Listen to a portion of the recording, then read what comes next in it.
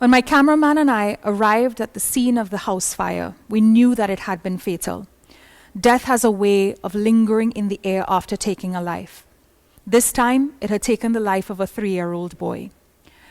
There were many people gathered at the house that morning, but as soon as I saw her, I knew exactly who she was. She was sitting on a rock. She was gazing off into the distance. Her pants were soiled. She was obviously in deep pain and in shock. She was the grieving mother.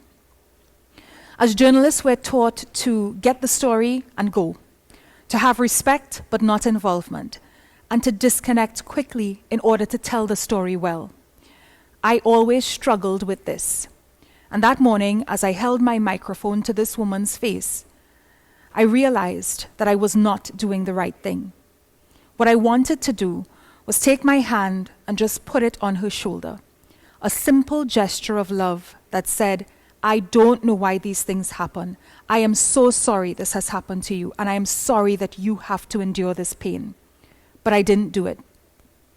Somewhere along the line, we began to believe that love has to exist within the confines of a relationship to be love. We talk about love all the time. One love, love is love, love thy neighbor. But do we really have what it takes, or do we understand what it takes to love a stranger? I think we can, and I think we do. I think that love is in the act of love. It's in the patience, it's in the kindness, it's in the long suffering, it's in the enduring. So why didn't I just take my hand and put it on this woman's shoulder as I felt to do? I didn't do it because I was afraid. I was afraid that she would say to me, I don't know you, don't touch me. I was afraid that her relatives would say that I was exploiting her emotions for a story.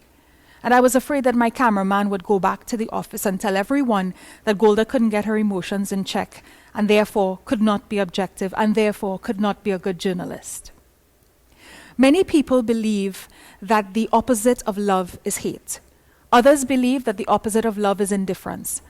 I believe that the opposite of love is fear. But I believe that perfect love drives out fear. Love that comes from a place that is unconditional, that wants nothing in return, allows us to love radically and to show up in places where many people don't want to go.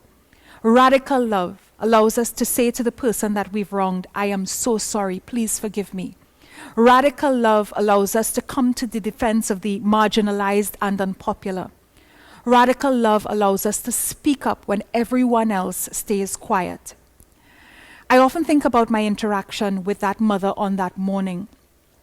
And I feel shame about it, about the way that I handled that story. But it did change the way that I see every single interaction with human beings. I think of all of my interactions with people, whether personally or professionally, as first being grounded in love.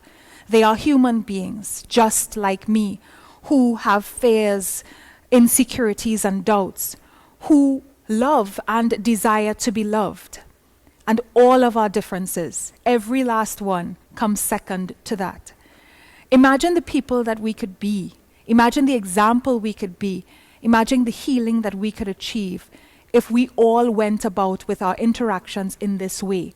If we thought of people as being just like us, and if we aimed to love them first before our differences came into the picture.